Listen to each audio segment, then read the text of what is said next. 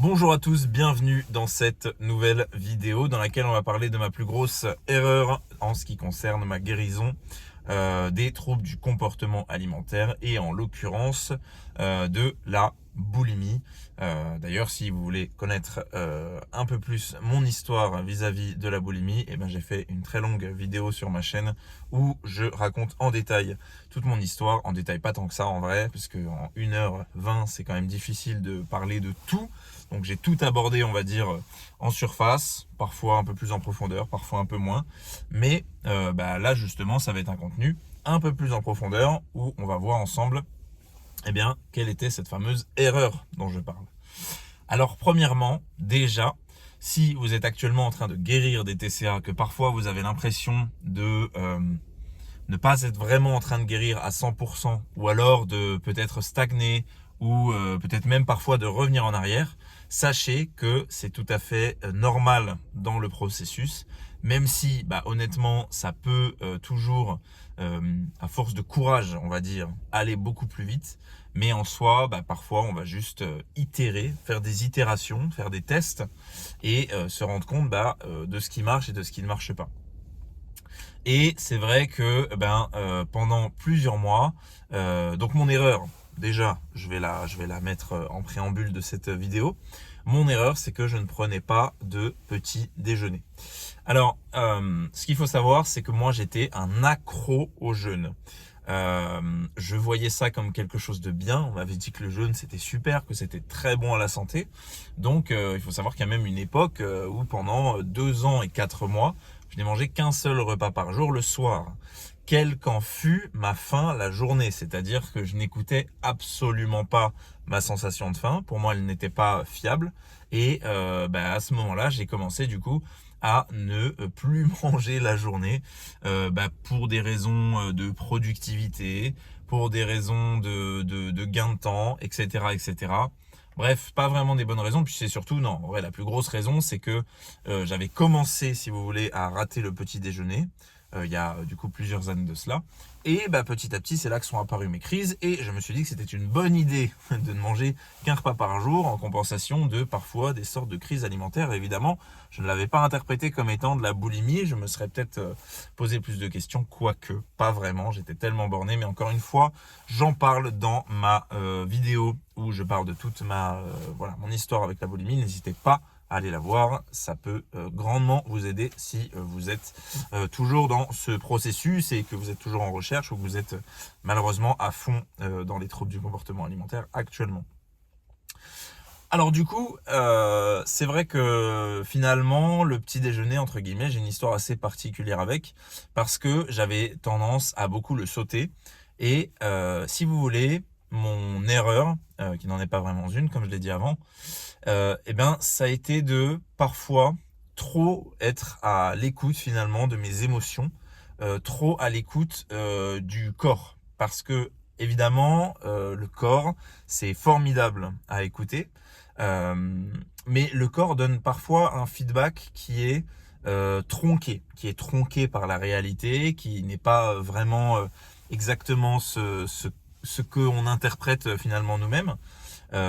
Et donc, par exemple, il faut savoir qu'avec le petit déjeuner, très souvent, je me levais le matin en me disant je n'ai pas faim. Et en fait, cette croyance, je l'avais parce que, beaucoup de fois, ou si vous voulez, avant, quand je mangeais, j'attendais du coup le repas du soir. Et donc ma faim, en fait, elle était à 8 sur 10, voire à 9 sur 10, peut-être pas à 10 sur 10, parce que là, on est vraiment sur la fin, une semaine de jeûne, mais ça m'est déjà arrivé de faire des jeûnes très très longs, alors que j'étais à fond dans la boulimie, etc. Ce qui est horrible, ne faites jamais ça à votre corps. Le jeûne, c'est excellent quand on a une bonne relation avec la nourriture, mais alors, espérer guérir d'un problème relationnel avec la nourriture via le jeûne, c'est une catastrophe. Ça va détruire votre corps comme ça a détruit le mien pendant de nombreuses années. Et je suis encore dans ce processus de guérison, donc c'est vraiment, alors que ça fait maintenant plus d'1 an, c'est que j'ai vraiment commencé sérieusement à prendre de sérieuses mesures, du genre manger toute la journée, du genre prendre du poids, voilà, tout ça. Et encore une fois, j'en parle dans ma première vidéo. Donc en fait, mon erreur, ça a été de, si vous voulez, c'est un peu la blague que j'ai avec mon coach, c'est de me mettre en lotus et d'écouter, à me dire, voilà, est-ce que j'ai faim, est-ce que j'ai pas faim. Le problème, c'est que beaucoup de fois, le matin, je n'avais pas faim et, enfin, c'était le sentiment que j'avais. Et en fait, j'arrivais le midi et le midi, je pouvais dégoupiller parce qu'en fait, j'avais très très faim, dès 11 heures parfois. Et même d'ailleurs, quand je ne mangeais pas le matin et que je mangeais à 11 heures, en général à 11 heures, il y avait une prise alimentaire qui était incontrôlée, ce qui est même pas agréable en fait. Quand on arrive devant un repas et qu'on a trop faim, en fait c'est pas agréable. Quand on a une faim extrême, si vous voulez, de TCA man, j'ai envie de dire, de personnes qui a des troubles du comportement alimentaire, ça n'a rien à voir avec la faim, la grosse faim par exemple de quelqu'un qui est un mangeur parfaitement sain et qui un jour va rater le repas du midi et manger le soir. Là effectivement, il va avoir faim, voire très faim, mais c'est pas de l'ordre de la faim extrême. C'est pas une faim qui est physiologiquement dangereuse. Son métabolisme va pas se ralentir à outrance pour autant, etc. Il y a des vrais effets physiologiques au fait de, en permanence, restreindre sa faim, enfin ne pas écouter ses signaux de faim, ne pas manger, alors que il y a une faim qui est réelle et qui est demandée par le corps. D'ailleurs, j'en vois peut-être certains qui vont dire oui, mais dans certains pays, on mange pas à l'heure que l'on souhaite, on mange pas dans les quantités que l'on souhaite, etc., etc. C'est très malheureux, mais ça n'a strictement rien à voir. On parle d'une privation mentale, c'est-à-dire le vrai problème avec finalement les troubles du comportement alimentaire, etc. C'est pas tant la fréquence alimentaire, c'est plutôt la privation volontaire et parfois incrémentée, si vous voulez, dans le cerveau, et qui va du coup être répétée, et au bout d'un moment, finalement, on ne fait que manger en culpabilisant, ce qui n'est pas sain en fait. Évidemment, le fait on n'a jamais en fait dans toute l'évolution mangé par exemple en culpabilisant, et ce n'est qu'un des aspects problématiques d'un point de vue relationnel avec la nourriture en ce qui concerne les personnes qui ont des troubles du comportement alimentaire. Et donc, c'est vrai que le matin, je me levais et je me disais oui, mais j'ai pas vraiment faim. Et aujourd'hui, je n'écoute plus cela parce que finalement, et c'est un petit peu comme quand j'étais jeune, et c'est peut-être votre cas en tant que mangeur sain, si vous êtes tel un mangeur sain, et c'est tout ce que je vous souhaite, vous vous levez, et en fait, on se rend pas compte que les gens, par exemple, qui n'ont jamais eu de problème relationnel avec la nourriture, quand ils se lèvent le matin, ils ont pas faim en fait. Et pourtant ils vont manger leur petit-déj. Ils ont une faim qui est à 3 sur 10 max. Le truc c'est que nous, en tant que boulimique ou autre, on a incrémenté qu'en fait on méritait de manger uniquement. Alors c'est pas forcément que mériter de manger, mais en général c'est ce qu'on se dit quand on est à fond, encore une fois dans les TCA, mais même dans le processus de guérison, quand on a compris, incrémenté que effectivement il n'y avait aucune notion de mérite dans le fait de manger. Il n'y a pas à faire du sport pour mériter de manger. Il n'y a pas à jeûner ou à avoir faim pour enfin mériter de manger. Pas du tout. Et bien, malgré ça, malheureusement, voilà, on peut se dire oui, mais en fait, je suis pas sûr d'avoir vraiment faim. On me dit d'être à l'écoute de mon corps, mais quand j'écoute mon corps, c'est pas clair. En fait, ce qu'il faut savoir, c'est que déjà, les gens, quand ils se lèvent et qu'ils prennent un petit-déj, les gens normaux, si je puis dire, quand ils se lèvent et qu'ils prennent un petit-déj, ils ont une faim qui est finalement très faible en comparaison d'une faim d'une personne boulimique qui s'est privée, par exemple, d'un repas ou autre. Ça n'a rien à voir. Et en fait, je me rends compte aujourd'hui, si vous voulez, j'ai un petit déjeuner maintenant, je me fais un porridge, etc. Je vais pas rentrer dans les détails, mais c'est un petit déjeuner qui me plaît, qui me convient, qui est vraiment bourratif, qui est bon à la santé, qui est vraiment sain. Et j'y tenais un petit peu parce que bon, c'est vrai que j'ai mis beaucoup de flexibilité, si vous voulez, vis-à-vis du plaisir. C'est-à-dire que si j'ai envie, par exemple, à un moment, je sais pas, de gâteau, de quelque chose, là, pour l'instant, je vais toujours écouter, si vous voulez. Mais pour l'instant, je suis dans une phase où mon corps va en demander énormément. C'est normal, je l'ai privé et je l'ai franchement martyrisé pendant plusieurs années vis-à-vis de la nourriture. Donc c'est normal qu'il y ait une phase de guérison qui soit un peu longue, et peut-être que actuellement, c'est même pas peut-être, c'est assez certain, je mange plus que finalement mes besoins physiologiques, et c'est normal. Et d'ailleurs, depuis que je prends ce petit-déj systématiquement, je sens que là vraiment, je suis en train de guérir profondément. Et que là, vraiment, je suis en train de pallier à cette faim extrême. Si vous voulez, il y a parfois où je sens vraiment que physiologiquement, putain, là, ouais, là, physiologiquement, je devrais m'arrêter. Je sens que, voilà, physiologiquement, mais j'ai encore beaucoup plus envie. Quitte à ce qu'il y ait de l'inconfort physique, des ballonnements, etc. Parce que c'est tout simplement un rééquilibrage que je dois faire vis-à-vis de, comme j'ai dit, le fait d'avoir martyrisé mon corps pendant plusieurs années. Et donc, eh bien, maintenant, j'ai ce petit déjeuner systématiquement, que j'ai faim ou non. Je me lève et je le mange, point barre. Et en fait, la faim viendra s'adapter en fonction de est-ce que j'ai envie de finir mon petit déj, est-ce que finalement, je veux dire, si je finis mon petit déjeuner, par exemple, peut-être que j'aurai moins faim à midi, peut-être que j'aurai tout autant faim que si j'avais pas pris de petit déj, je n'en sais rien, et peu m'importe. Simplement, ça me donne un cadre. Et le fait d'ailleurs de me cuisiner quelque chose tous les matins, c'est tous les matins, finalement, une preuve d'amour que je me fais à moi-même. Je ne prends pas finalement, c'est ce que aussi je faisais à un moment, c'est-à-dire que dans ma guérison, je me disais je vais petit déjeuner, mais allez, je vais y aller à la cool, je vais pas déjeuner, je vais pas prendre grand chose. Et puis en fait, je me faisais pas vraiment de petit déjeuner. Je me faisais peut-être des petits bols je sais pas moi, de fromage blanc avec du sirop d'agave ou des choses comme ça, des trucs à 200-300 calories alors que je fais 1m90 pour 115 kilos. Qu'est-ce que ça va me remplir? Ça me remplit pas du tout, ça ne me suffit pas du tout. Et donc, voilà, c'est absolument pas possible de manger comme ça. Et donc, qu'est-ce qui se passait? Qu'est-ce qu'il advenait? Eh bien, c'est que quand je finissais ce repas, j'allais chercher d'autres choses. Et quand, en fait, vous n'allez pas vous envoyer, si vous voulez, cette preuve d'amour, c'est pas forcément de se faire une grosse préparation, mais c'est de se préparer quelque chose, de se dire, voilà, je vais pas manger en me disant voilà, je vais manger pas grand chose, et si éventuellement j'ai encore un petit peu faim, je vais aller chercher, je vais aller grignoter 2-3 trucs, mais vraiment je vais y aller doucement, je vais y aller léger. Non, c'est pas ça. Ça, c'est pas se respecter, c'est pas respecter son corps. Notre corps, il faut lui mettre une préparation devant les yeux, une vraie préparation. Aujourd'hui, mon petit déjeuner, alors d'habitude je compte vraiment pas les calories, mais je le sais parce que voilà, je l'ai vu sur une vidéo de Nassim Saïli, voilà, je peux le citer, il n'y a pas de souci. Donc je sais que c'est un petit déjeuner qui fait, je l'ai un peu remixé à ma sauce, donc qui fait 900-1000 calories. Alors pas 900 000 évidemment, entre 900 et 1000 calories. Et donc quand le matin je me réveille et que je me fais un petit déjeuner, que je sais être sain, que d'ailleurs faites très attention, sain, malsain, ça veut rien dire.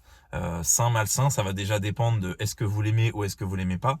Et deuxièmement, faites très très très attention aux croyances qui sont répandues, parce que faites très attention aussi, ce qui vous a fait rentrer dans les troubles du comportement alimentaire, si vous y êtes, c'est aussi alors c'est déjà une détestation de vous-même, c'est le fait de vous être coupé de vos ressentis, mais c'est aussi, évidemment, j'ai lâché un postillon énorme, mais c'est parce que c'est très important ce que je dis, c'est aussi dû au fait que vous avez cru à des théories qui étaient fausses. Par exemple, moi, j'ai cru qu'il était une bonne idée pour moi de manger un repas par jour, ce qui m'a détruit. Finalement, ce n'est que la conséquence de tout ce qui s'est passé. Mais voilà, soyez au courant de ça. Et simplement, moi, le matin, j'ai envie quand même de manger sain. Je suis plus vraiment dans cette phase de guérison où on mange tout et n'importe quoi, et c'est excellent pour nous, c'est excellent pour notre santé de manger tout et n'importe quoi, parce que le corps a été privé d'une quelconque manière, le corps et le cerveau finalement surtout ont été privés d'une quelconque manière, et dans ces conditions-là, il faudra une phase de guérison dans laquelle il va falloir manger beaucoup. Mais simplement, ce petit déjeuner, il est exceptionnel pour moi parce que je commence ma journée en me cuisinant quelque chose. Ça prend 5 minutes, mais je me cuisine quelque chose, et c'est quelque chose de conséquent. C'est pas quelque chose où je peux me dire tiens, je vais manger 300 calories et puis après je vais grignoter derrière. Le problème quand on fait ça, c'est qu'on grignote toujours trop. Pourquoi? Parce que en fait, 300, si je me fais un petit déjeuner, un petit bol de fromage blanc avec du sirop d'agave, ça fait 200-300 calories à tout casser.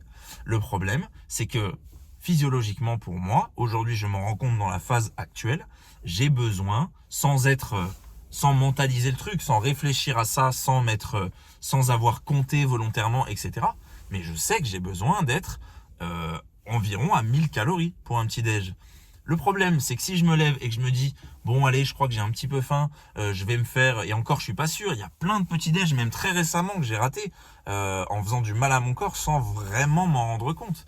Et en fait, du coup, via ce petit déj, tous les matins, je me réveille et je me fais un truc à 1000 calories. Et c'est pas du tout pareil que de se dire, je vais manger 300 calories. Le problème, c'est que si vous mangez 300 calories, vous allez inévitablement aller grignoter. Donc vous vous dites, je vais grignoter un petit peu. Et puis vous grignotez un petit peu. Et sauf qu'en fait, grâce à du fait de ce grignotage pas très bourratif, parce qu'évidemment, quand on grignote en général, on peut pas manger 700 calories de fruits, c'est même pas souhaitable d'ailleurs. Les fruits d'ailleurs, faut y faire aussi très attention en guérison des TCA. On a tendance à associer ça à un aliment sain. Alors c'est le cas bien sûr, mais le problème c'est que trop de fruits, au bout d'un moment, ça pose quelques soucis vis-à-vis de la glycémie, de la digestion, etc. Enfin bref, j'en parlerai dans une autre vidéo. Mais vous finissez ce petit déjeuner à 300 calories, vous allez commencer à grignoter, et puis vous allez grignoter peut-être quelques gâteaux, vous allez monter à 600 calories, et puis vous allez pas du tout être rempli. Donc vous allez vous dire, puis d'ailleurs vous n'avez même pas encore atteint votre quota calorique. Donc vous allez, en culpabilisant, peut-être essayer de manger des aliments bourratifs, comme les fruits par exemple. C'est le problème finalement que les fruits peuvent poser dans ces phases de guérison. Et puis vous avez l'impression d'avoir beaucoup mangé, mais vous êtes qu'à 800 calories. Et donc vous allez encore grignoter, etc.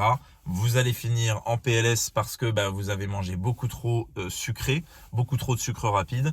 Votre journée productive est foutue, vous êtes dans un état vraiment pas top. Et voilà. Et il n'y a pas de problème à être dans des états pas top dans une phase de guérison intense et finalement, j'ai envie de dire, par laquelle il faudra très certainement passer. Néanmoins, si vous êtes dans un quotidien, j'ai envie de dire normal, peut-être avec des routines de travail, peut-être qu'en plus vous faites un travail intellectuel, comme c'est mon cas, forcément, le fait d'avoir autant de sucre dans le sang, ça va vous poser problème. Et au final, vous allez finir votre petit déjeuner avec encore plus de calories, une glycémie qui est déréglée toute la journée, et c'est absolument pas souhaitable. Et ce que je voulais vous dire, c'est aussi que du coup, très récemment, parfois, il m'est arrivé de rater des petits déjeuners. Et en fait, volontairement. Parce que, comme j'ai dit un peu tout à l'heure en rigolant, je me suis mis dans la position du lotus à me dire, bon, ok, qu'est-ce que je ressens? Est-ce que vraiment j'ai faim? Mais en fait, c'est pas comme ça que ça fonctionne. Et c'est ça ma plus grande erreur. C'est d'avoir cru que ça fonctionnait comme ça, écouter son corps. Écouter son corps, ça ne fonctionne pas comme ça. Écouter son corps, c'est... Allez, je vais dire ma théorie. C'est se servir du mental pour justement créer sa théorie alimentaire. C'est-à-dire que effectivement, si je m'étais parfaitement écouté, j'aurais peut-être dit « Oh, je suis pas sûr d'avoir très faim le matin, finalement, je crois pas. » Et je n'aurais peut-être jamais mangé le matin et j'aurais peut-être jamais trouvé la solution à mes troubles du comportement alimentaire.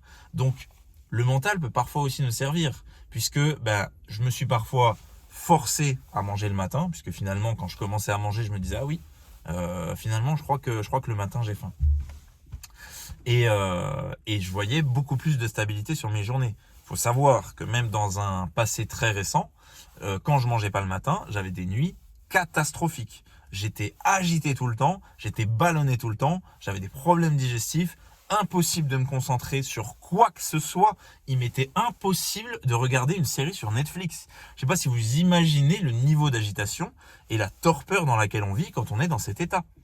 Donc, c'est très important ce que je dis et c'est très important d'itérer avec votre corps. Mais faut pas chercher un feedback direct. Ce qu'il faut chercher, c'est, voilà, par exemple, pendant 3 jours, je vais manger un petit déj, un repas du midi, un goûter, un dîner. Et dans cette configuration-là, moi, je remarque que je n'ai pas de problème de sommeil. Je n'ai pas d'effusion de boutons ou de choses comme ça. Vous voyez là, il n'y a pas de retouche. Je sais que tout est filtré aujourd'hui sur Internet. Il n'y a pas de retouche. J'ai très peu de boutons alors que je peux en avoir de temps en temps. J'ai même eu un peu d'urticaire d'ailleurs le premier jour où vraiment récemment je me suis dit voilà, maintenant c'est petit déj, quoi qu'il advienne. Et Mais là, c'est passé. Et là, je sens que ça y est, je refais du bien à mon corps. Et d'ailleurs, finalement, il y a une certaine logique. J'ai toujours mangé comme ça depuis que je suis gamin. Depuis que je suis gamin, je me suis réveillé, j'ai pris un petit déj. Il n'y a jamais eu d'époque où, enfin si, à part l'époque où j'étais dans les... Il n'y a jamais eu d'époque où j'avais un rapport sain avec la nourriture où j'ai fait ça. Ça n'est jamais arrivé. Et voilà. Et donc finalement, ça fait assez sens. Et aujourd'hui, ce test, je l'ai fait sur plusieurs jours. Et aujourd'hui, je me rends compte que c'est pas tant la question de est-ce que je mange plus, est-ce que je mange moins, ça je m'en fiche, je sais même pas si ça me fait prendre du poids, je sais pas si ça m'en fait perdre, j'en ai rien à foutre, je fais confiance à mon corps et j'aime mon corps plus que vous, j'aime mon corps plus que vos regards parfois, pas toujours, mais parfois perfides, parfois harassants, vos regards de rapace qui veulent vous rassurer votre ego en vous disant l'autre que je suis en train de regarder est moins bien que moi parce qu'il est gros. Et donc ça c'est très insupportable. Mais c'est la vie en fait. On dirait que je râle, c'est vraiment pas le cœur de mon discours. C'est malheureux en fait. Les gens qui sont dans cet état d'analyse du corps des autres ne sont pas heureux. C'est une évidence. Et donc en fait, aujourd'hui, je n'ai que de la pitié pour eux et pas vraiment de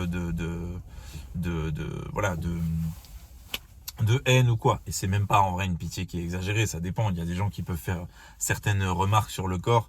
Ils en ont rien à foutre de votre corps en vérité. C'est juste qu'ils remarquent, ils voient, ils peuvent vous dire quelque chose. Il n'y a rien de déplacé. Il n'y a rien de il n'y a pas à devenir fou, à péter un câble ou à être susceptible. Mais d'ailleurs, dans ce processus aussi de guérison, vous allez voir votre susceptibilité décliner drastiquement, votre nervosité décliner drastiquement, votre agitation décliner drastiquement. Je vais y arriver avec ce mot. Bref, toutes les mauvaises hormones en fait vont tout simplement décliner. Et donc, ce que je veux dire, c'est que vous devez comprendre qu'une itération, un test, ça doit se faire, entre guillemets, ça doit se théoriser avec le mental. Et ensuite, on relâche la pression, on tente cette approche sans pression, sans attente, sans rien, et on voit ce qui se passe. On voit ce qui se passe avec la nourriture, on voit comment notre corps réagit, on voit comment on se sent. C'est très important, parce que beaucoup de gens vont voir par exemple mon corps quand j'étais à 95 kilos et se dire mais là, ce mec devait être dans une santé incroyable, il a des muscles, il est relativement sec, ce mec il est en santé, c'est sûr. J'étais dans un état de santé 100 000 fois moins bon que actuellement à 115 kilos, 1 million de fois moins bon. J'étais dans un état catastrophique.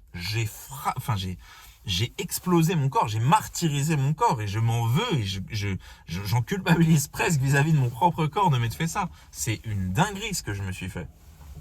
Et donc tout ça, c'est pareil. C'est une théorie que j'ai eue du mental et où je me suis dit, tiens, je vais faire ça. Sauf que si je m'étais écouté, j'aurais très vite arrêté ce régime, j'aurais très vite, mais attends, on dit, non, c'est n'importe quoi. Le truc, c'est qu'il me fallait une solution pour ne plus faire de crise alimentaire. Crise alimentaire qui provenait justement de la privation. C'est tout le drame en fait du truc. C'est que ça vient justement directement de la privation. Donc malheureusement, forcément, ça a encore plus capoté, ça a fait n'importe quoi.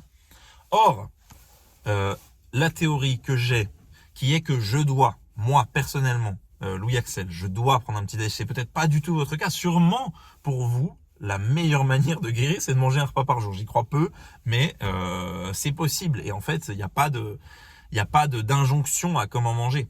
C'est juste que pour moi, quand je ne mange pas le matin, je le sens, je suis agité, mon métabolisme est au ralenti, je suis stressé, je suis tout ce qu'il y a de négatif, je le suis. Voilà. Et donc, quand je mange le matin, je vois après quelques jours que c'est l'inverse, c'est le parfait inverse. Et d'ailleurs, il me faudra plus que quelques jours, et peut-être même qu'un jour, je vais arrêter de manger des petits déjeuners. Je sens juste qu'actuellement, dans cette phase de guérison, eh ben, quand je mange un petit déj, ça répartit beaucoup mieux mes calories sur la journée. Quand je mange un petit déj, mon métabolisme s'active. Mais tout ça, encore une fois, c'est quelque chose de mentalisé, c'est quelque chose d'interprété avec des mots. Simplement, je peux vous le dire plus simplement, je me sens beaucoup mieux. Et c'est ça la clé, c'est d'approcher la vie, la nourriture, tous les aspects de la vie en fait, parce que malheureusement c'est assez malheureusement ou heureusement c'est un phénomène qui est holistique. Les troubles du comportement alimentaire ne viennent pas du fait de votre assiette uniquement. Évidemment, il y a un million de choses derrière tout ça. Et donc, voilà, quand on cherche à guérir, il faut itérer, c'est-à-dire il faut voir quand j'approche la vie de telle manière, que se passe-t-il, comment je me sens, qu'est-ce qui, voilà.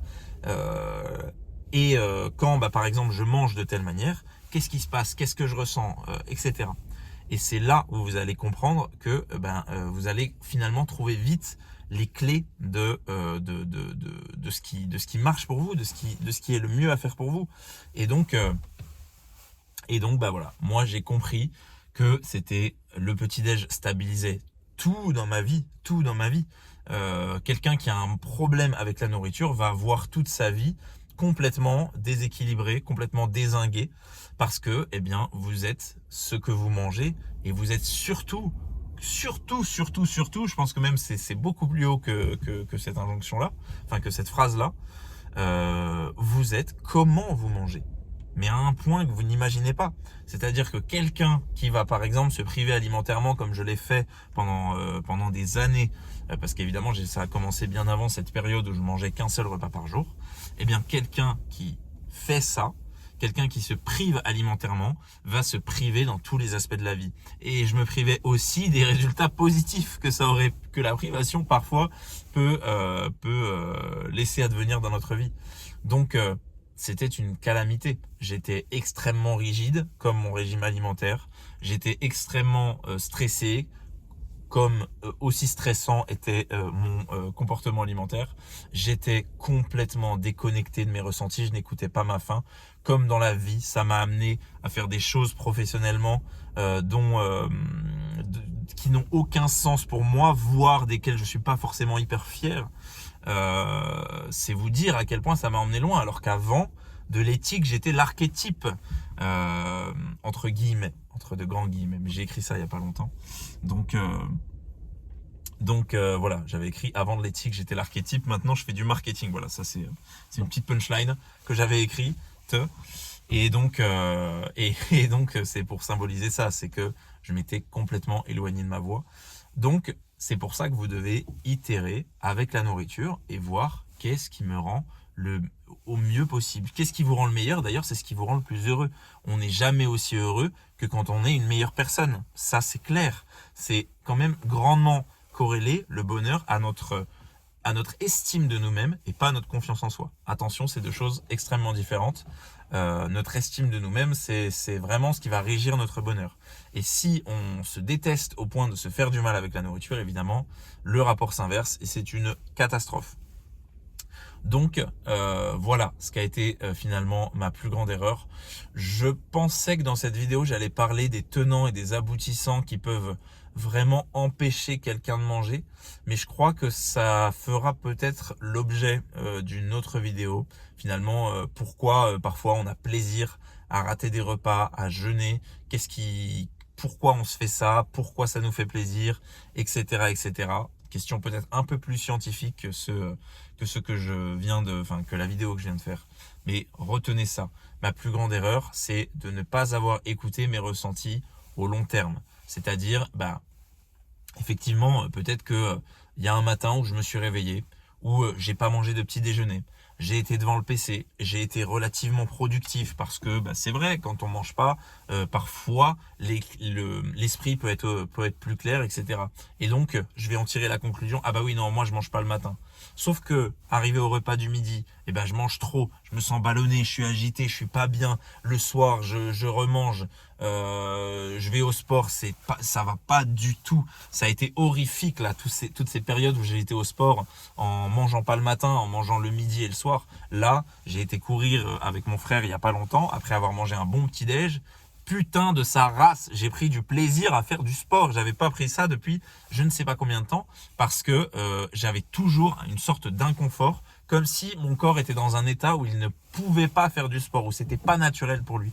Et là, ça a été extrêmement naturel. Pourquoi ? Parce que je mange de manière extrêmement naturelle et d'une manière qui me correspond. Et donc tout dans la vie s'éclaire directement. Tout dans la vie s'aligne, si vous voulez. Alors là, on dérive un petit peu sur de la spiritualité, mais sans même dériver là-dessus, il n'y a pas trop besoin, ça fait sens même logiquement. Les gens font des choses parfois mauvaises dans leur vie parce qu'ils vont mal. Et évidemment, quand on mange d'une manière qui ne nous correspond pas, on va mal et ça génère des choses terribles. Ça génère, professionnellement, on n'est pas on n'est pas dans le milieu où on doit être. On le sent, ça nous fait nous sentir mal. Donc, on va en plus pouvoir compenser avec la nourriture et on tombe dans ce cercle vicieux. Ça peut être pareil avec les relations, ça peut être pareil avec les buts de notre vie, etc. Ça peut être pareil avec plein de choses, notre rapport au sport, etc. Et donc, ma plus grande erreur, c'est de ne pas avoir déjà écouter mes ressentis sur le long terme, entre guillemets, c'est-à-dire de voir, voilà, je vais manger au petit déjeuner et voir ce qui se passe, mais c'est aussi de parfois avoir certainement voulu être perfectionniste et comment dire ça ? Qu'est-ce qui a fait que vraiment au petit-déj je ne mangeais pas ? Je pense qu'il y a un manque d'estime de soi-même, mais je pense que quand vous êtes dans une guérison des troubles du comportement alimentaire, c'est d'abord dans la nourriture que vous devez essayer de vous estimer vous-même, de vous dire ce matin je me lève, je vais me cuisiner quelque chose, je vais me faire du bien. Et le bien que je me fais, je sais qu'il va venir dans tous les autres choix de vie que j'ai à faire, dans tout ce qui m'arrive même, parce qu'il y a des choses évidemment qu'on provoque dans la vie, il y a des choses qui nous tombent dessus également. Les joies, les rires, les amis, les événements imprévus, tout ça, ça a un sens et tout ça, vous ne vivrez pas la même chose si vous êtes dans un état de privation alimentaire ou non. Quand j'étais dans un état de privation alimentaire terrible, je ne voyais jamais mes amis. J'avais très peu de rire, je parlais à très peu de personnes, je ne pensais qu'à l'argent en permanence, bref. Et aujourd'hui, pas plus tard qu'hier, j'ai pleuré de rire avec un ami. Et ça, c'est les plus beaux moments de la vie. Et d'ailleurs, je gagne mieux ma vie qu'avant. Voilà, il n'y a pas de... Je veux dire, c'est pas parce que comment dire ça ? C'est pas parce qu'on se prive plus qu'il y a plus de choses qui adviennent. Au contraire, quand on cherche à se priver alimentairement, on casse un peu le rythme fluide de la vie. L'argent, on le gagne et on le dépense.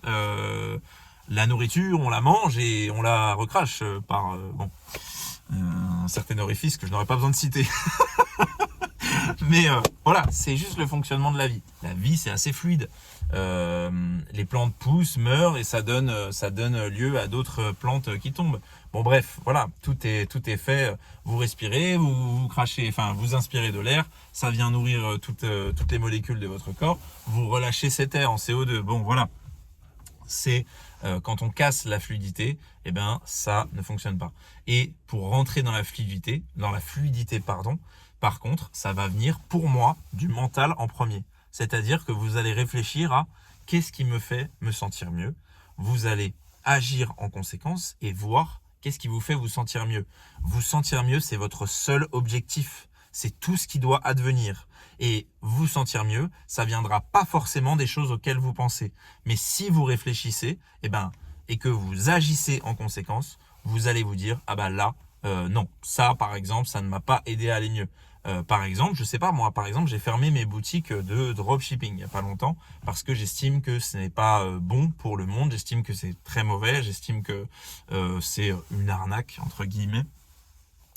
Et en fait, aujourd'hui, alors sur le coup, effectivement, quand je supprime la boutique, je suis pas là à me mettre en lotus et à me dire, ok, là, non, en fait, ça change rien. Bah oui, non, ça change rien. Par contre, en fait, au long terme, on se sent plus apaisé. Je me rends compte qu'il y a beaucoup de pensées que j'accordais à ça, que je n'ai plus à accorder à ça. Des pensées parfois culpabilisantes, et à raison, parce que c'était factuellement quelque chose qui pour moi n'était pas bien. Ça pollue, on ment aux clients, etc., etc. Et donc j'ai plus de pensée pour ça. Et finalement, je me rends compte au long terme, quand j'y repense, quand je repense à cette époque-là, je me dis ah oui, je suis beaucoup plus en paix comme ça. Et c'est la même chose avec la nourriture. Si actuellement vous êtes dans une manière de manger qui vous crée en fait tous les états que je vous ai dit avant, une forme d'agitation, des problèmes de sommeil, etc. Sachez une chose, c'est qu'il y a un problème et vous devez réfléchir mentalement à comment vous pouvez modifier la chose.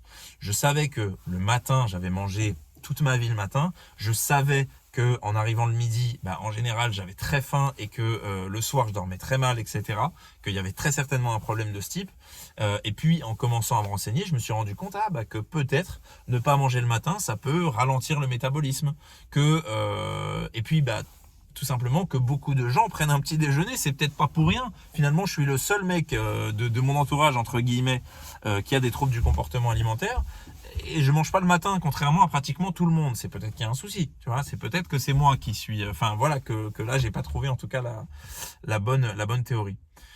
Donc c'est à ce moment-là que j'ai commencé à écouter mes ressentis. Et aujourd'hui, j'en suis sûr, il n'y a pas de doute. Je suis pas en train de me dire peut-être que je changerai plus tard. Mais là, actuellement, tout de suite, je suis sûr de ma décision. Pourquoi je suis sûr de ma décision?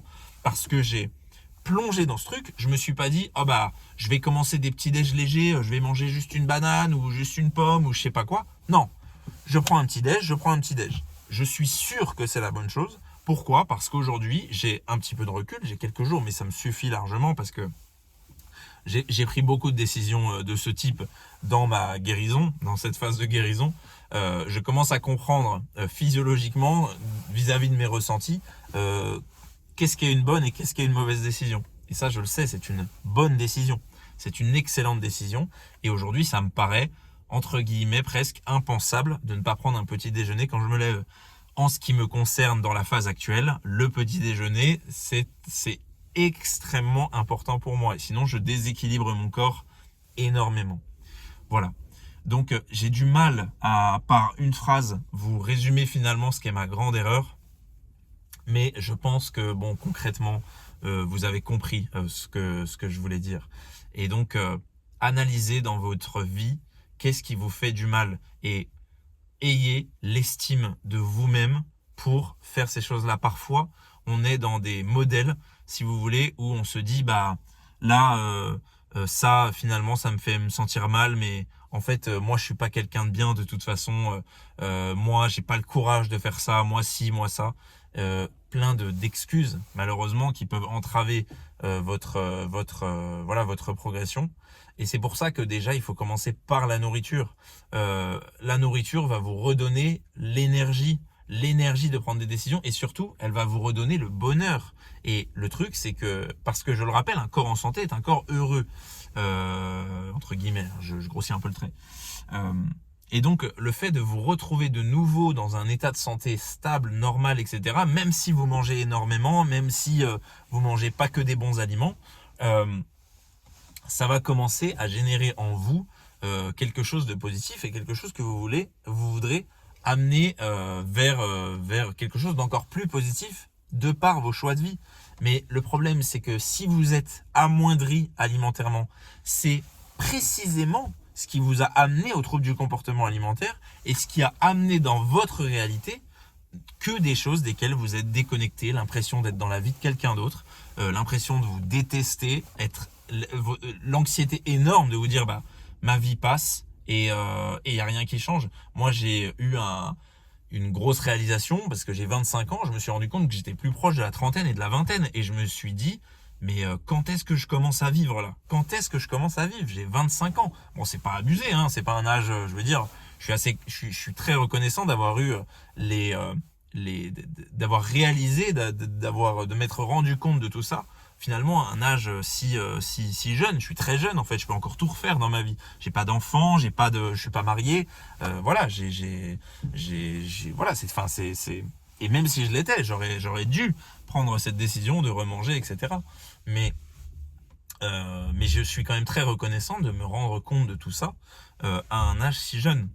Et donc, il va falloir remanger. C'est bête, mais c'est ce qui va vous donner le fait de vous sentir bien et de vous dire, mais attends, moi je m'accrochais à cette vie-là parce que j'allais très très mal intérieurement. Et vu que j'allais très très mal intérieurement, je cherchais mon bonheur ailleurs que finalement dans des choses très très simples telles que manger. Je cherchais mon bonheur dans le gain d'argent, dans la reconnaissance, peut-être le sexe, peut-être plein d'autres choses, peut-être le regard des autres, etc. Et tout ça, eh bien, ça ne fonctionne pas. Et en fait, quand j'ai la nourriture et quand mon corps est bien, ben, j'ai pas besoin d'aller chercher quoi que ce soit. Aujourd'hui, je vous le dis, je suis plus du tout, plus grandement en tout cas intéressé, beaucoup moins qu'avant, on va dire, par le regard des autres, par le sexe. Avant, par exemple, j'avais des besoins qui étaient anormaux entre guillemets.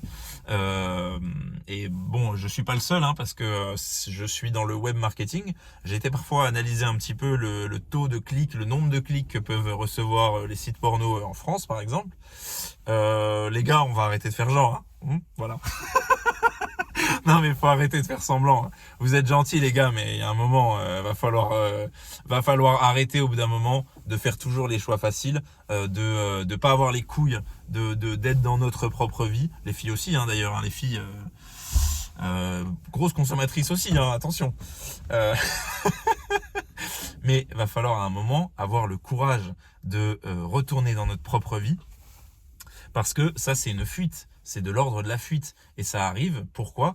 Parce que vous êtes dans cet état où vous cherchez le bonheur partout ailleurs que finalement dans des choses très très simples, telles que manger un repas normalement, comme tout le monde, avoir une alimentation normale. Et malheureusement, ça fait que vous allez parfois faire des choses folles. Moi, j'ai plus vu mes amis pendant très longtemps. Je faisais que travailler sur mon ordi. J'étais chiant à mourir. J'étais un robot. Voilà, je suis devenu un robot pour contrebalancer ce problème. Et je croyais que je faisais des choses bien. Je croyais que j'étais quelqu'un de discipliné, j'étais quelqu'un de dur, j'étais quelqu'un de solide, j'étais meilleur que les autres du fait de ça. Mais putain de ta mère, l'humilité, c'est la base dans toutes les religions du monde. L'humilité, c'est la base. C'est la base. Donc si tu n'es pas humble, tu es dans l'erreur. C'est évident. Bon, bref. Ça, c'est un message personnel au moi du passé. Mais du coup, évidemment, pour moi, c'est l'estime de vous-même qui va tout changer. Parce que vous allez commencer à vous dire, ok, moi je me disais par exemple, oui, mais peut-être que si je mange le matin, je vais plus manger, je vais être moins productif. Et moi, j'ai mis toute mon identité dans ma capacité à être productif. Peut-être que vous allez vous dire, je vais pas manger le matin parce que je vais trop manger. Et moi, mon corps, c'est quand même une bonne partie de mon identité. Alors que votre identité, c'est juste vous-même. Et vous-même, ça n'est pas votre corps, ça n'est pas votre capacité à être productif, ça n'est pas je ne sais quoi. Ça n'est pas tout ça. Votre identité, c'est juste votre âme qui est là, qui vous dit des choses. Est-ce que vous êtes aligné avec vous-même? Ça, c'est indépendant de tout ce que vous avez à l'extérieur. On peut être milliardaire et être le plus malheureux des hommes, mais d'ailleurs on peut aussi être très très pauvre et être encore une fois le plus malheureux des hommes. Par contre, on peut aussi être très pauvre et très heureux, et on peut aussi être milliardaire et très heureux. Oh là là, j'ai lâché un postillon fantasmagorique. Ça y est, je deviens fou là. Au bout de 40 minutes, je commence à saturer. Mais et donc, ça va commencer par là. Ça va commencer votre estime de vous-même qui va ensuite changer toute votre réalité. Ça va commencer dans votre alimentation. Quel exemple je pourrais donner ? Il faudrait que j'ai un exemple de, par exemple, si vous avez une estime de vous-même, si vous n'avez pas l'impression d'être de subir, de devoir rendre des comptes aux gens vis-à-vis par exemple de l'argent, vous vous en fichez et vous allez prendre un travail peut-être plus simple, moins bien vu en société, mais qui va vous rapporter une stabilité, qui va vous rapporter le fait d'être aligné avec vous-même, qui va vous rapporter un sentiment d'accomplissement très très très très très important dans notre société. On a trop de bullshit jobs, on a trop de gens qui font des tafs bullshit, des tafs de merde, des tafs en lesquels ils croient pas. Faites des tafs en lesquels vous croyez, même si c'est des tafs qui sont vus comme de la merde aux yeux des gens. On n'en a rien à branler de la vie des gens. Vous savez ce que vous avez à faire, vous savez ce qui est bon pour le monde et ce que vous avez à donner au monde. D'ailleurs, un même taf pour une personne A ou une personne B, il y en a une qui est dans une torpeur pas possible et l'autre qui ne l'est pas. Parce que c'est pas comme ça que ça marche, c'est pas aussi simple. La vie, enfin, en fait, si, justement, c'est très simple. La vie a été faite de sorte à ce que si tout le monde suit ses ressentis intérieurs, sa voix, son intuition, ce que vous savez devoir faire, eh ben, le monde sera parfaitement équilibré. Le problème, c'est que tant que vous serez amoindri, alimentairement et que vous aurez des choses à prouver aux autres, que vous voudrez compenser par les plaisirs de la terre, l'argent, le sexe, la reconnaissance, etc., eh bien malheureusement, vous allez vous éloigner de cette voie-là et vous allez vous sentir très très mal et vous allez perdre beaucoup de temps. Malheureusement, même si aujourd'hui je ne regrette rien de ma vie parce que ça me permet j'ai finalement trouvé peut-être ma voie aussi dans ces troubles du comportement alimentaire et ça me permet de faire ce que je fais aujourd'hui et ça me passionne et j'adore ça. Mais malgré tout, il faut le dire, c'est du temps à regretter parce que finalement je dis que j'ai pas de regrets, après je dis ça, mais c'est du temps qu'on rattrapera pas. Tous ces moments, parfois je vois, je sais pas, des jeunes qui sortent en boîte, je vois des personnes plus jeunes qui, alors je dis pas que les boîtes c'est super, je dis juste, il y a des soirées, il y a des blagues, il y a des moments qu'on peut vivre qu'entre 20 et 25 ans, entre guillemets. Et donc c'est vrai que, voilà, des fois je regarde des jeunes, je me dis, ils sont à la fac, ils se rendent pas compte que leur vie elle est trop cool. Et moi j'étais dans la torpeur absolue quand j'étais à la fac. Et donc voilà, mais d'ailleurs peut-être que je vais reprendre la fac d'ici l'année prochaine, on verra. J'y réfléchis, mais voilà, comme quoi finalement on peut aussi revenir en arrière, rétro-pédaler sur certains aspects. Je commence à plus avoir de voix. Mais voilà, c'est vrai que toutes ces années, voilà, il y a eu beaucoup de soirées que j'avais fait, des soirées étudiantes qui auraient pu être des très beaux moments, qui n'en ont pas été parce que j'étais dans un état catastrophique et je m'en rendais finalement pas si compte que ça. Et je voudrais finir, puisque donc comme je vous l'ai dit, c'est votre estime de vous-même qui va tout changer dans votre réalité, comme je viens de vous le théoriser. Et honnêtement, quelque chose qui m'a donné une grande estime de moi-même, c'est une parenthèse qui est assez personnelle, mais je pense que finalement, même si cette parenthèse est personnelle, elle marchera, elle aura un impact chez quiconque voudra bien m'écouter et finalement peut-être faire certains actes en accord avec ce que je vais dire. Mais en ce qui me concerne, la foi a changé énormément de choses parce que la foi m'a fait comprendre que les plaisirs de la terre n'étaient pas très importants.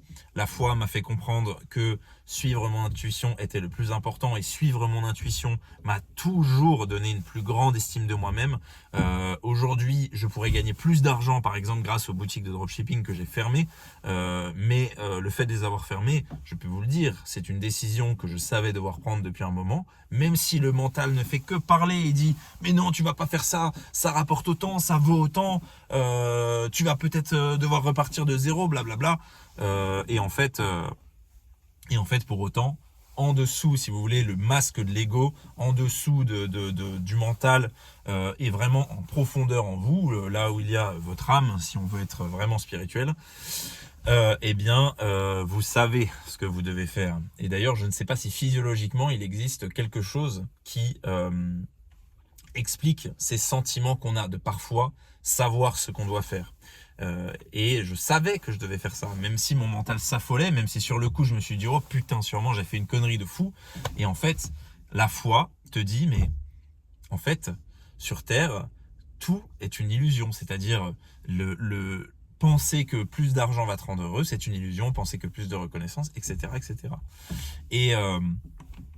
Et voilà, et même pire, ça peut t'enfermer dans une sorte de prison dans laquelle, parce que si tu fais les choses pour la reconnaissance et que tu obtiens cette reconnaissance, eh bien, malheureusement, tu vas au-devant de grands malheurs, puisque maintenant, tu t'es créé une prison de reconnaissance et ça va être très très dur de finalement de te dire bon bah je lâche tout ça, j'arrête tout ça, je laisse tout ça passer et maintenant bah je me concentre sur moi-même et sur mes ressentis, etc. C'est évidemment d'autant plus dur. Plus on a de possession, plus ça va être difficile, mais c'est jamais impossible, Dieu merci. Et donc la foi dit tout ça, et la foi nous dit en fait, indépendamment, alors déjà tout ce que tu fais sur terre, tous les plaisirs que tu crois obtenir, etc., en les recherchant, ben, c'est une illusion. Je dis en les recherchant parce que, imagine cette vidéo-là, je pense pas qu'elle va faire 1 million de vues. Tu vois, petit prono, tu parles de TCA, t'es dans ta caisse, t'es dans ta caisse, c'est filmé à l'iPhone, j'ai pas de micro. Voilà, je fais pas ça pour le buzz, je fais ça pour aider les gens qui investissent d'ores et déjà de l'énergie et du temps dans le fait d'aller mieux et dans le fait d'être des bonnes personnes et dans le fait de ne pas passer à côté de leur vie. Ça intéresse pas beaucoup l'humain moyen qui lui recherche toujours des choses et veut obtenir des choses sans finalement sans les mériter, sans être aligné avec ça. L'alignement, c'est pas tant est-ce que c'est bien, est-ce que c'est mal, c'est plutôt comment tu te sens vis-à-vis de ça. Et ça, tu peux pas le nier, tu peux pas faire comme si ça n'existait pas. Ou alors, bah si tu peux, mais mon grand, tu vas courir de grands dangers de grands malheurs comme ça m'est arrivé. Donc voilà pour ça. Je sais même plus ce que je disais, je sais même plus ce que je notais, mais je sais plus ce que je disais. Bon bref, en tout cas, oui, je crois que je disais que voilà, les plaisirs de la terre, la religion te dit que c'est une illusion. Voilà, les plaisirs de la terre, c'est une illusion.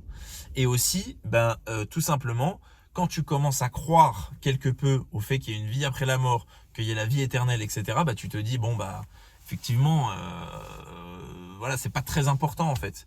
Et d'ailleurs, voilà, c'est plutôt ça en fait. Ça à la limite, on s'en fiche entre guillemets, même si moi je crois qu'il y a une vie après la mort, effectivement, et j'ai de bonnes raisons de le croire. D'ailleurs, pas que des raisons spirituelles ou des choses d'ordre religieuse, pas du tout. Il y a des scientifiques qui s'intéressent très sérieusement à la question et qui commencent à établir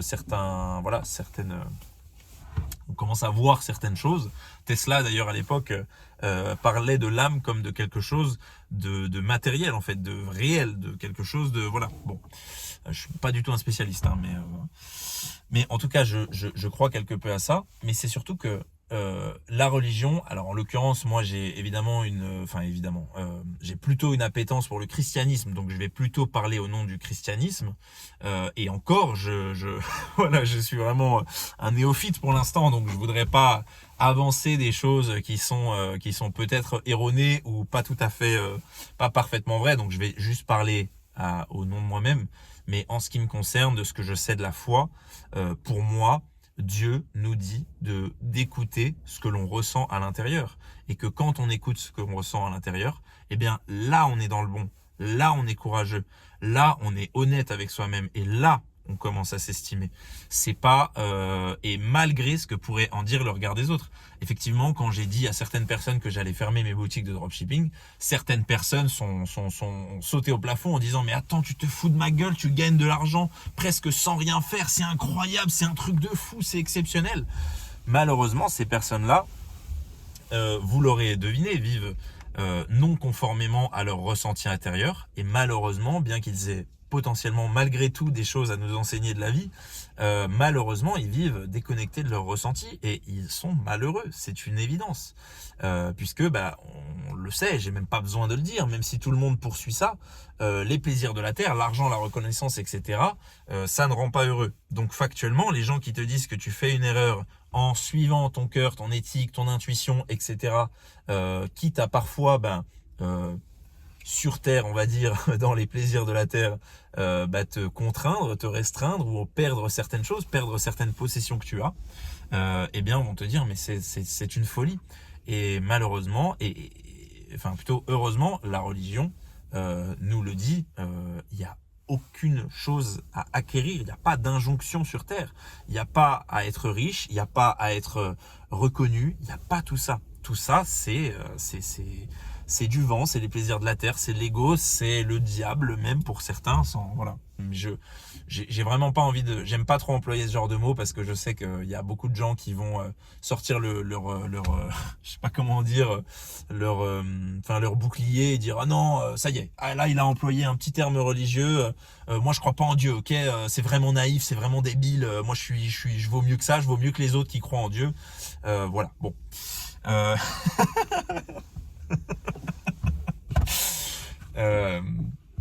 Voilà, ça c'était drôle parce que ça m'a rappelé beaucoup de gens de mon entourage et donc voilà, ça m'a un peu, voilà, ça m'a plus fait rire que ce que ça aurait dû. Voilà, et donc la foi va aussi fortement vous aider parce que vous allez vivre avec beaucoup plus de légèreté. Vous allez vivre en vous disant bah en fait ok, peut-être que là je vais prendre du poids, mais en fait moi je sens en mon fort intérieur que c'est ce que je dois faire. Et donc ça fait sens en fait. Avant je n'écoutais pas ça parce que je voulais plaire aux autres, parce que tout ça. Maintenant c'est plus le cas. Et donc et ça c'est bah voilà, moi ça, la foi m'a énormément aidé là-dedans. Et donc en fait on commence à s'en foutre complètement de dominer ou de gagner moins d'argent ou ceci. Et par contre, parce que le problème, c'est qu'aussi tous les humains sont bloqués dans la matérialité. C'est-à-dire que ils vivent absolument que pour les plaisirs de la terre. Et donc, ils s'estiment en fonction de leur argent, de leur reconnaissance, etc. Et donc, forcément, ça va pas leur plaire, votre démarche, c'est une évidence. Mais moi, par exemple, j'aime beaucoup faire ces vidéos. Quand je fais ces vidéos, je suis dans le flow. Je sens vraiment que je contribue. Ça me fait me sentir bien. En plus, je matérialise ma pensée. Mais tout ça, encore une fois, c'est même que ma logique qui vous dit ça. Juste, je sens que c'est aligné. Je sens que c'est bien, je sens qu'il faut le faire. C'est la même chose quand j'écris de la musique, c'est la même chose quand je produis de la musique. Et ça m'a été impossible. Il m'a été, par exemple, impossible de produire de la musique ces dernières années. Pourquoi? Parce que j'étais complètement désaligné de moi-même. Et que quand on est désaligné de soi-même, on ne peut plus créer d'extension de soi-même. Et donc en fait, on ne peut plus être heureux puisque ben, vous avez un objectif sur Terre. Allez, je vais rentrer dans le cliché, j'en ai rien à foutre de ceux qui sont pas contents. Dieu a un plan pour vous. Voilà, voilà. Oh là là, c'est un truc de fou, il a dit un truc de fou là. Là, c'est vraiment grave. C'est vraiment terrible ce qu'il vient de dire. Dieu a un plan pour vous. Vous êtes sur Terre pour une raison bien précise. Je commence à vraiment perdre ma voix. Et donc, ben voilà, si vous avez quelque chose d'unique à donner au monde. Mes musiques, elles sont uniques. J'en suis très fier, j'en suis très heureux. Elles sont uniques et c'est la pierre que je vais apporter au monde. Parce que ben, le fait de pratiquer votre passion, ce qui est aligné avec vous-même, ça incite déjà les autres à faire de même. Et en plus, bah, je pense que dans mes musiques, j'ose l'espérer, ben, et dans ces vidéos-là, eh ben, vous allez aussi en tirer tout simplement du savoir, des enseignements, des connaissances, à minima. Et donc voilà. C'est comme, par exemple, quand on regarde, je sais pas, Lionel Messi, qui est le meilleur footballeur de l'histoire, eh bien, forcément, quand on le voit, je sais pas, on n'a pas envie ensuite d'aller faire du dropshipping ou d'aller faire, je sais pas, quelque chose de vraiment purement et simplement pour l'argent juste derrière. Parce qu'on le voit, on voit la grâce du bonhomme. Moi, par exemple, je vois aussi beaucoup ça en Lamine Yamal. Quand je le vois, il est gracieux dans sa manière de faire. Il contrôle pas tout ce qu'il fait. Il n'est pas en train de contrôler. Évidemment qu'il y a une grosse part de discipline, etc. Mais la discipline qu'il a lui vient évidemment de sa passion du foot. Ça se voit, ça se sent. Quand il joue au foot, il y a quelque chose d'unique et ça incite les autres à aussi pratiquer leur passion. Et c'est la même chose quand vous allez écouter une grande et belle musique. Quand on écoute, je crois que c'est Imagine le nom de Elton John. Quand on écoute une musique comme ça, on a juste envie de tous s'aimer les uns les autres. On a envie de prendre un banjo et d'aller d'aller taper sur un tambour en pleine nature. Et c'est trop bien. Et bon là, je suis dans le cliché, hein, bien sûr. Mais ce que je veux dire, c'est que on retrouve l'essence de la vie. Et on est capable de retrouver l'essence de la vie uniquement quand on crée, pour moi. Enfin, je trouve que créer, c'est très très important. Mais peut-être que c'est uniquement sur mon plan de vie à moi et que ça ne vous concerne pas. Mais en tout cas, voilà, on s'aligne à sa voie, à sa vie. Et c'est là que tout advient. Et pour ce faire, bah déjà, c'est la pyramide de Maslow, pour ceux qui connaissent. Si on ne mange pas, c'est le premier étage de la pyramide, le fait de manger correctement. Donc si vous mangez pas correctement, tout le reste est dézingué. Et là, on est déjà dans ce que je suis en train de vous dire. On est peut-être déjà dans le 4e, 5e, enfin oui, on est clairement même dans le 4e, 5e étage de la pyramide de Maslow. Donc si on ne mange pas bien, enfin si tout n'est pas clean dans notre manière de manger, enfin clean, vous voyez ce que je veux dire, hein, c'est pas, il n'y a pas de rigidité à avoir, mais si on s'alimente plutôt de manière malsaine, pas tant finalement sur ce qu'on mange, mais plutôt sur vis-à-vis de si on ne s'écoute pas, si voilà, bon bref, tout ce que vous savez, tout ce que j'ai dit, j'ai déjà abordé maintes et maintes fois, et ben tout le reste va être dézingué. Et donc ensuite vivre votre passion, vivre la spiritualité, etc.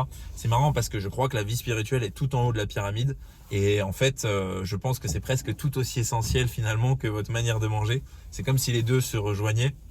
Finalement une pyramide sans la pointe en haut, bah ce serait voilà, ce serait, enfin c'est assez dommage, c'est assez triste.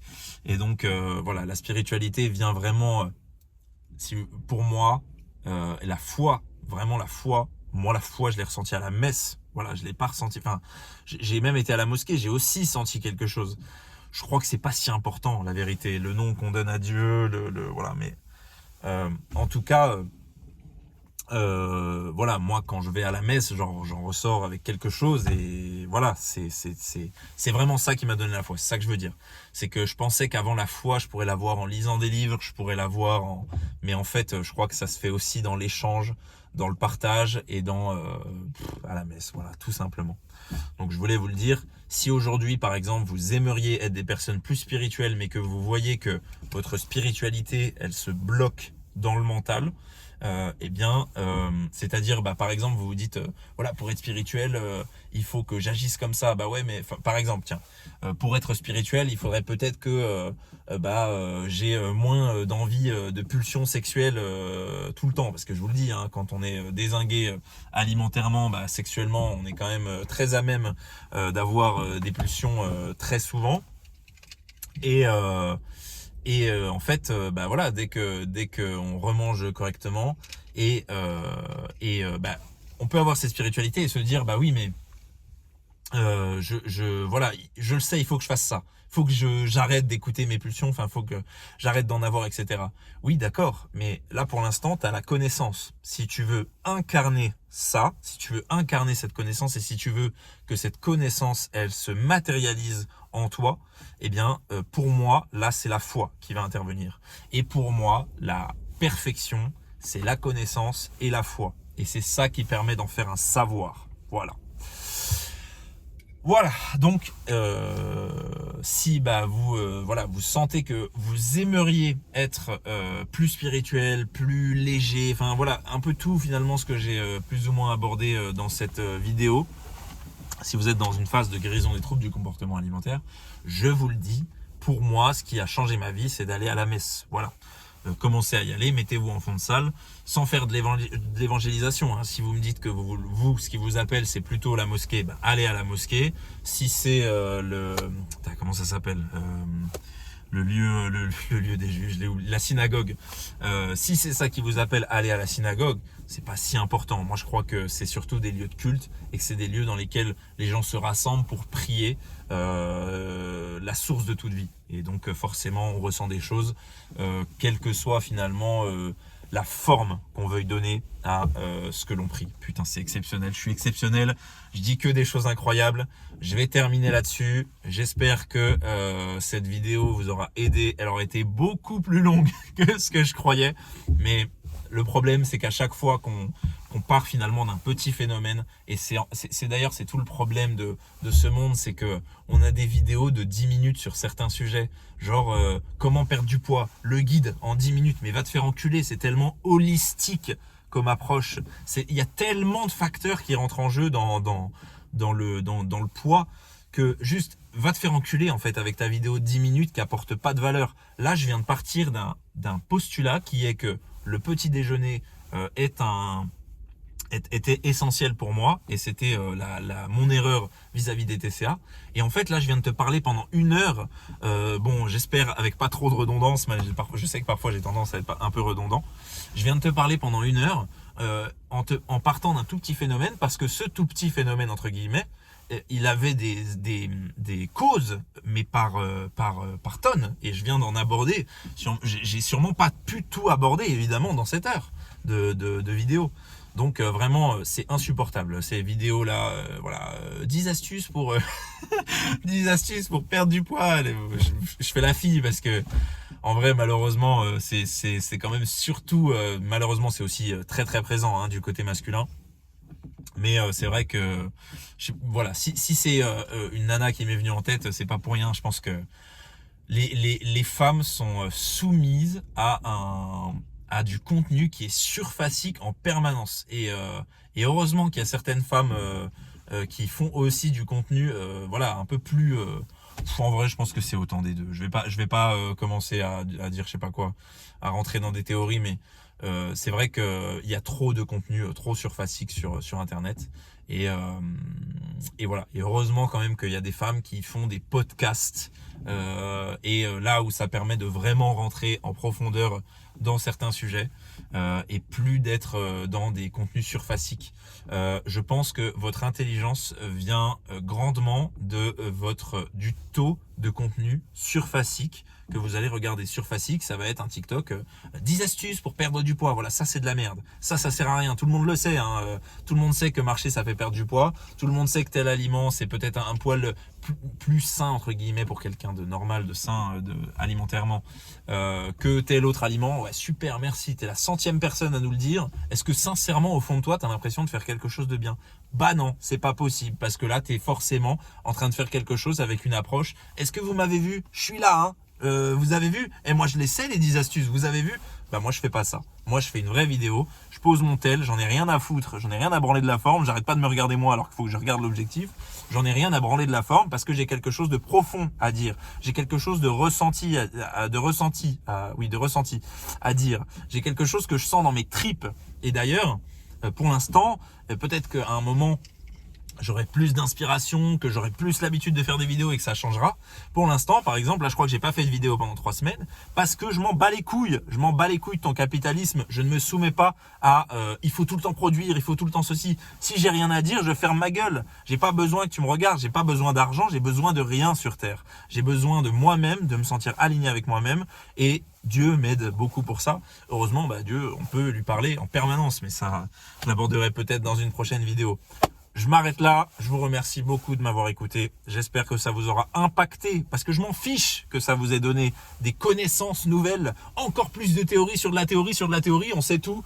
On lit des livres, on regarde des vidéos, on regarde des shorts, bam bam bam, on a de l'info en permanence, on est hyper connaisseurs, on est des connaisseurs hors pair comme jamais on a été des connaisseurs à notre époque, mais on pue la merde. Voilà, regarde notre société, regarde les gens ce qu'ils font, regarde les agissements. Non, je plaisante, on pue pas la merde bien sûr, mais voilà, on voit de plus en plus de gens, en tout cas malheureux, désalignés d'eux-mêmes, et ça n'est plus possible. Voilà, il faut que ça change sans rentrer. En vrai, je devrais pas dire là, pue la merde, c'est vraiment pas bien, parce que on dirait que ça me fait me sentir meilleur que les autres, alors que pas du tout. Je n'ai pas d'ego spirituel. Je ne suis pas là pour vous dire voilà, faites ça, sinon vous êtes de moins bonnes personnes. Tout ce qui est advenu dans ma vie, c'est dû à finalement une forme de déterminisme. Les choix que j'ai fait dans ma vie, ils sont pas tombés du ciel. Voilà. Évidemment, c'est moi qui les ai faits. J'ai pris la responsabilité de certaines choses, mais malgré tout, tout ce qui m'est arrivé par chance ou malchance. Et moi, je crois être quelqu'un d'extrêmement chanceux, parce que d'avoir découvert la foi alors que j'ai été athée toute ma vie et que même dans mon entourage, il n'y a pas beaucoup de croyants. Le soleil se lève juste quand je dis ça. Là, ça fait vraiment l'évangéliste. Le soleil qui se lève juste quand je dis ça.